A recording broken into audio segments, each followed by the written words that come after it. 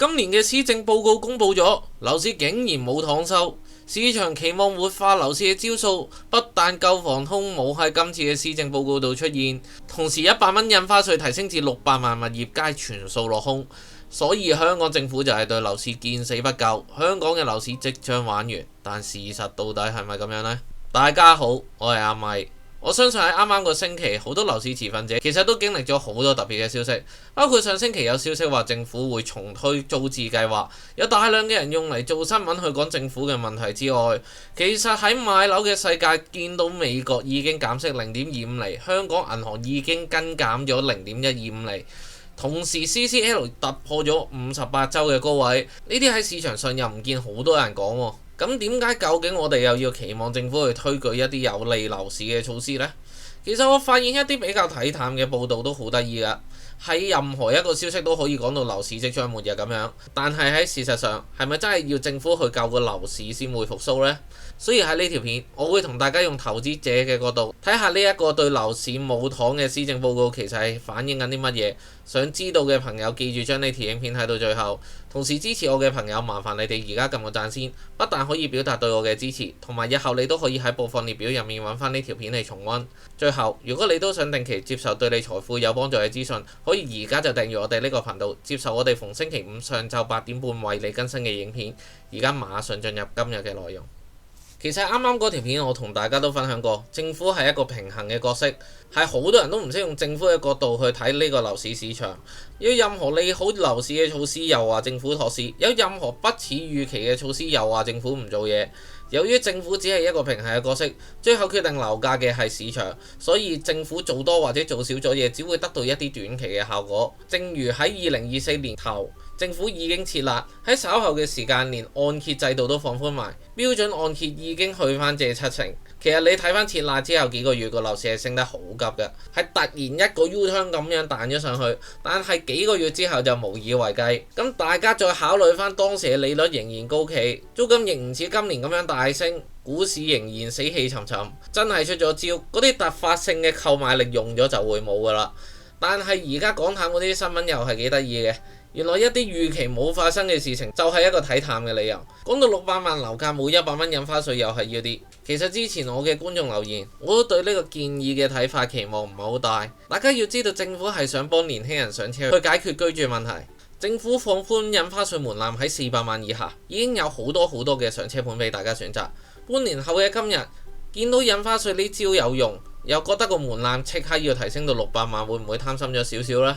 畢竟政府嘅目的係幫助年輕人上車而唔係托市。其實大家又記唔記得喺半年之前財政預算案嗰陣時，對成個樓市有影響嘅措施只係將100蚊印花稅門檻由300萬改到400萬。嗰陣時一大堆人鬧爆政府唔救市，再唔係就講到有咁淡得咁淡。你要記得嗰陣時 CCL 幾乎係谷底嘅位置，但係我喺嗰時已經話300萬提升到400萬係幫助到好多人上車。唔信嘅話，你都可以睇翻我當時嘅影片，有時間做證都唔可以做假。反觀今個星期嘅 CCL 已經突破咗58周嘅高位，嗰陣時政府都唔救市，又會唔會喺今次施政報告需要救市呢？但係啱啱呢個禮拜都幾好笑，因為有一個市傳消息話政府可能重推租置計劃，然後就有一大堆人攞翻出嚟唱淡。其實施政報告都未出，點解佢哋可以有咁多分析走到出嚟嘅？又話政府冇錢，又話供應變多買樓死梗，甚至有部分嘅觀眾喺留言同私信我都擔心呢啲嘅問題。呢啲分析其實背底裏又有幾多對樓市有效嘅分析喺入面呢？其實佢哋講嘅根本係養飽大眾睇跌嘅心理，喺度刷熱度。居屋市場同私樓已經係兩個市場，公屋更加次要。加上傳媒用一啲好誇張嘅報導，又話政府缺錢，又講租置最好就唔需要負擔維修，2、5折就買到。因為個女畢業咧就唔想收入超過入息限制，樓齡就20年最好，個利益完全喺晒買家身上。當佢100萬一間都好啦，賣到幾多間先夠錢？又有幾多人買呢？100間先1億，當公屋一座有1000伙，原售一座先10億。發個銀債雖然要還，但係都收到成500億。信和屯門買嘅地皮咁細都要11億。當年缺錢拆售物業俾領展同埋港鐵上市，而家港鐵市值1600億，政府仲有3/4嘅股權。出售公屋都唔見得係好多錢啫，而且出售公屋套現對政府嚟講會唔會係好有效率呢？出售係要大量嘅工作，對政府嚟講需要一筆嘅開支啊！而且公屋嘅契好多都冇做分層，甚至係幾座做一份契，要去田土廳拆翻去做分層，佢哋又知唔知呢？有啲 KOL 只不過喺度執記者嘅口水尾，本身佢哋都唔知乜嘢叫做樓市。啱啱你以為呢啲內容係我馬後炮啊？其實喺上個星期覆我讀者來信嘅時候嘅內容入面抽出嚟講噶。只不過我嘅時間又唔係好足夠製作呢啲嘅內容，到今日先公開。嚟到今時今日，施政報告都出咗啦，所謂嘅租置計劃又冇咗影，又有冇人去追究佢哋呢？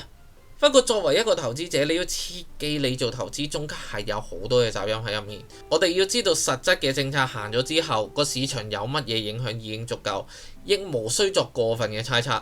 其實政府對房屋政策嘅態度由李家超先生上場嗰一刻已經講咗係要解決房屋問題。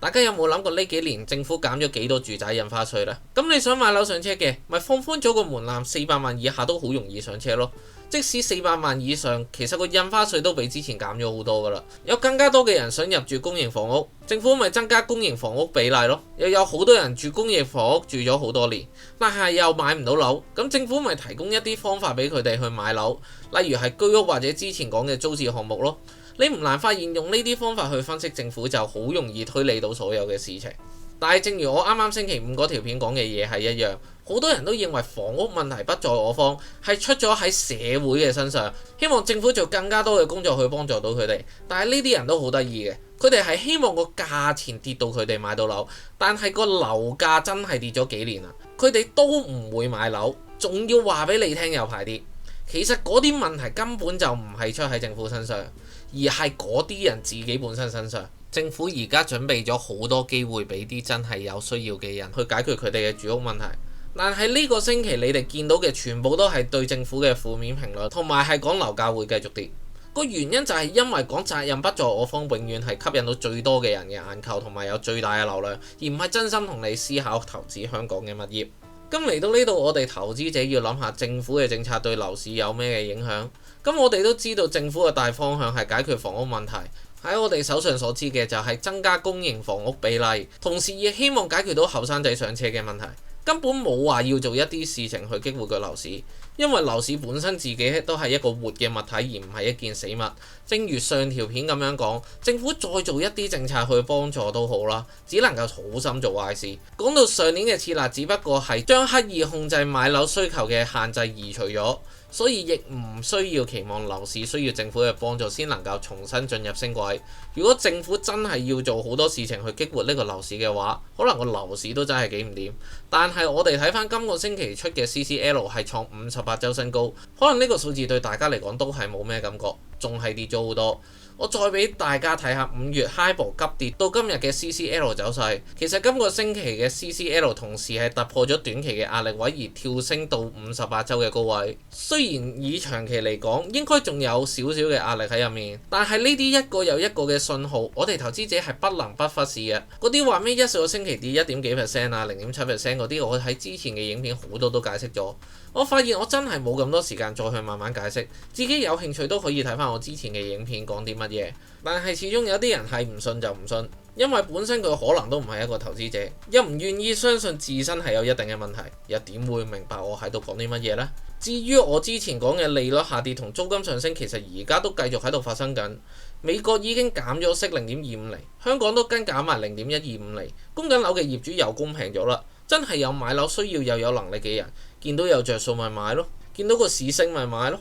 希望大家唔好單純地覺得係個樓市市場有問題，希望個樓市下跌去遷就自己嘅負擔能力。其實樓市只不過係市場上買賣雙方覺得合理嘅價格，但係根據政府解決房屋問題嘅方針，雖然會增加公營房屋供應，但係同時會減少私樓供應。即使公營市場增加可以買賣嘅份額都好啦，因為兩個市場都係獨立，只會迫使到更加有能力嘅人去買私樓再搶貴，而唔係大眾所諗嘅下跌。如果你都真係想買樓上車嘅話，你應該係要思考自己嘅問題，要諗點樣去進入私樓市場。至於方法，我之前都講咗，我唔喺度再慢慢講啦。以上就係我今日全部內容，因為今次條片就喺星期日加推嘅，所以個長度都會比較短。咁有關今次樓市會比較利好嘅消息，我就會擺翻喺星期五度再同大家分享。感謝你費時將我哋嘅影片睇完。如果你都想了解更加多有關買樓投資嘅資訊，都可以睇埋左手邊嗰兩條影片。最後，如果覺得呢個頻道實用同幫助到你嘅話，記住訂閱呢個頻道，俾多個 like 我，同埋分享呢條片俾你嘅朋友睇。同時祝福睇到呢度嘅你可以早日達到財務自由。我哋下次再見面啦，拜拜。